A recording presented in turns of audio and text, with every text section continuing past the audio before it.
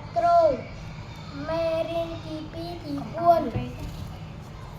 ស្រៈនិស័យស្រៈអំបោះមាសសូចង្អំដំមាសសូចង្អំប្រអំដូចជាពាក្យដំអំមានមួយចរណាកអំកំខអំខំចអំចំឆអំឆំកអាកាកអេកេកអីកៃកអឺកកអឺកើកអុកកកអូកោកអ៊ូគួកអាកា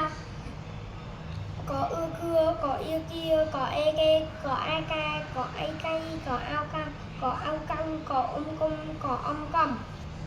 ចំត្រូវនឹងពាក្យចំខំត្រូវនឹងពាក្យខំខោត្រូវនឹងពាក្យខោចែឆែចែឆែខំខៃកៃចែឆែខៃខៃខៃចំខោចែឆែខំកាយខោជម្រាបលាអ្នកគ្រូ